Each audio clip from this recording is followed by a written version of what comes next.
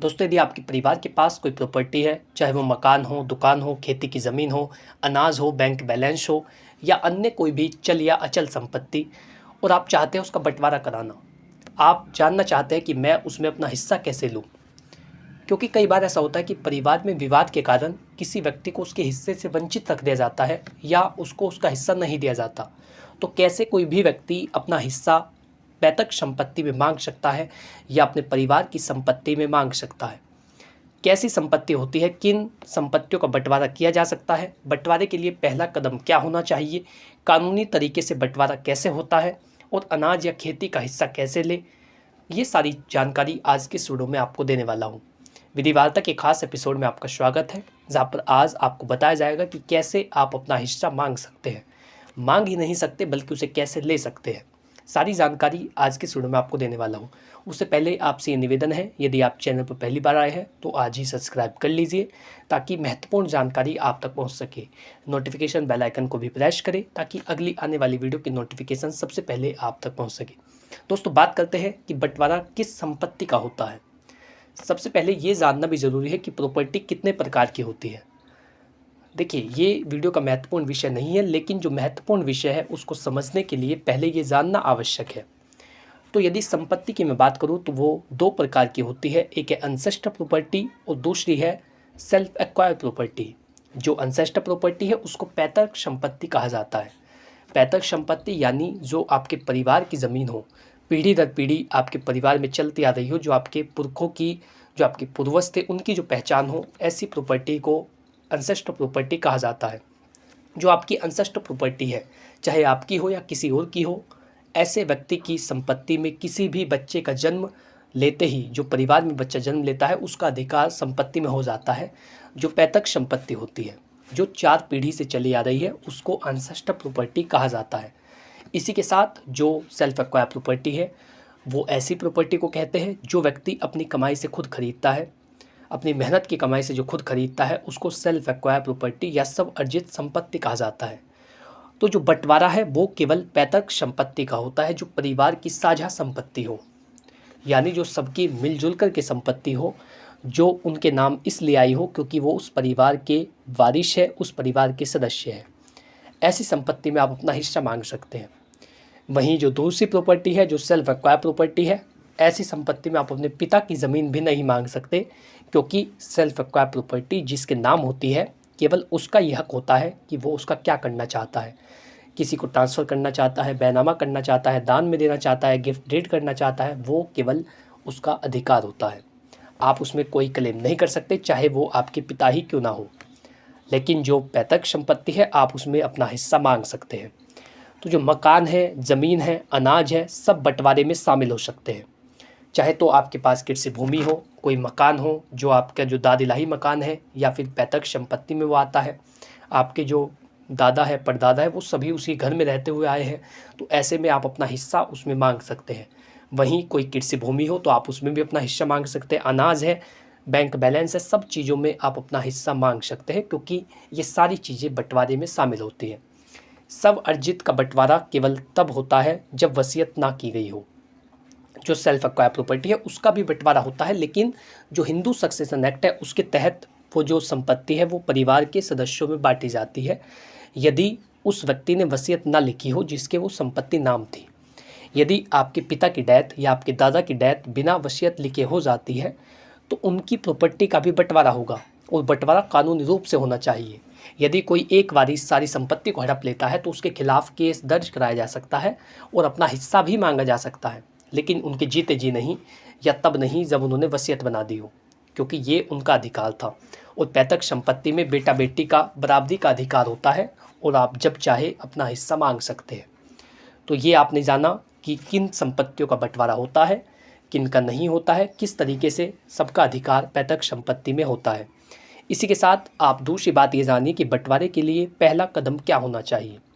यदि आप संपत्ति को बांटना चाहते हैं, आप अपना उसमें हिस्सा लेना चाहते हैं, उसका जो पार्टीशन है आप वो बनाना चाहते हैं, तो उसके लिए सबसे पहला और कानूनी कदम क्या होना चाहिए, तो वो है जानकारी को इकट्ठा करना।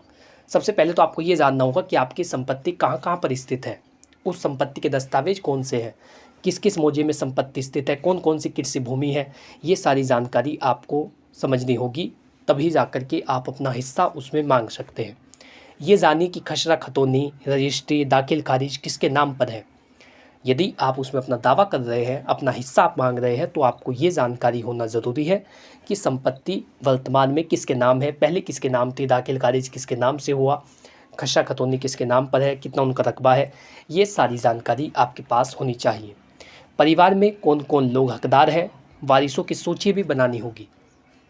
यानी आप केवल अपना हिस्सा नहीं मांग सकते, आप उस प्रॉपर्टी का बंटवारा कराना चाहते हैं और जो बंटवारे में जो हिस्सा आपके नाम पर आएगा वो आपको मिलेगा। इसके लिए जो वारिसों की सूची है वो भी बनानी ज़रूरी है, तभी तो ये पता चलेगा कि परिवार में कितने सदस्य हैं, कौन कौन लोग हकदार हैं। आपसी सहमति से अगर वो हो जाए तो गैर कानूनी जो झगड़ा है उससे बचा जा सकता है। यदि आपसी सहमति से सभी लोग बंटवारा कराना चाहे तो शांतिपूर्ण तरीके से जो पार्टीशन है वो किया जा सकता है। यदि कोई विवाद उत्पन्न होता है तो तब स्थिति थोड़ी जटिल हो जाती है, हालांकि हो तो वो भी जाता है, क्योंकि हर व्यक्ति को अपना हक मांगने का अधिकार है और इसीलिए ये प्रावधान किया गया है कि यदि किसी व्यक्ति को उसके हक से वंचित रखा जाता है या उसको उसका हिस्सा नहीं दिया जाता तो उसके पास अधिकार है कि वो कोर्ट में केस दायर कर सकता है। फिर भी यदि मैं बात करूं तो यदि सहमति से हो जाए, पार्टीशन यदि सहमति से हो, बंटवारा यदि सहमति से हो तो वो बेहतर होता है, उसमें विवाद नहीं होते और आपको लंबे समय तक कोर्ट कचहरी के चक्कर नहीं काटने पड़ते। तीसरा महत्वपूर्ण बिंदु कि कानूनी तरीके से बंटवारा कैसे होता है।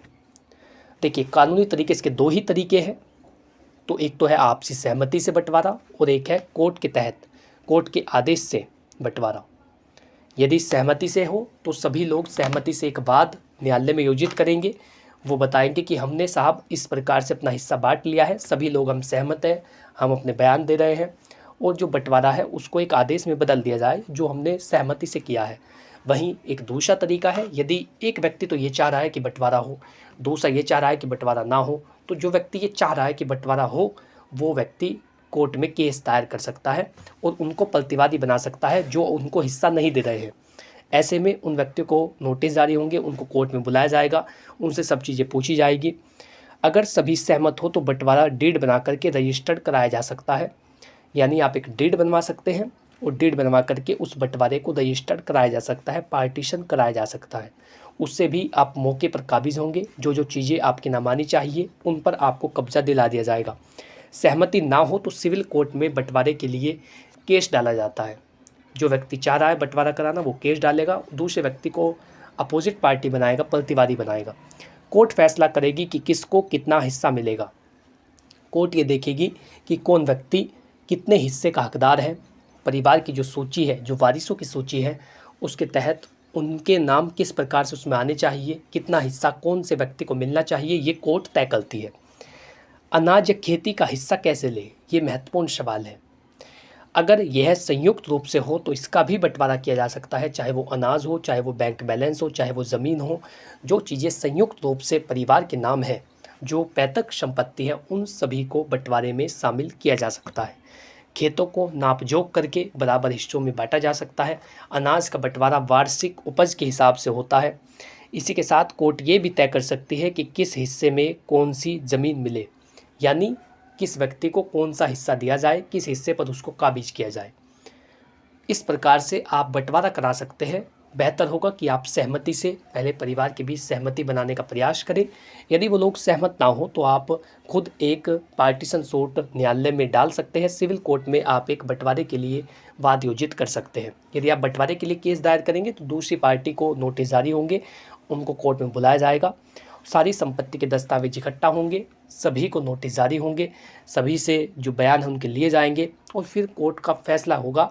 यदि ऐसा हो कि लोग सहमति व्यक्त ना करें, कोर्ट के फैसले से संतुष्ट ना हो और वो ना चाहे कि इस प्रकार से संपत्ति को बांटा जाए, तो फिर कोर्ट उस संपत्ति की नीलामी कर देती है।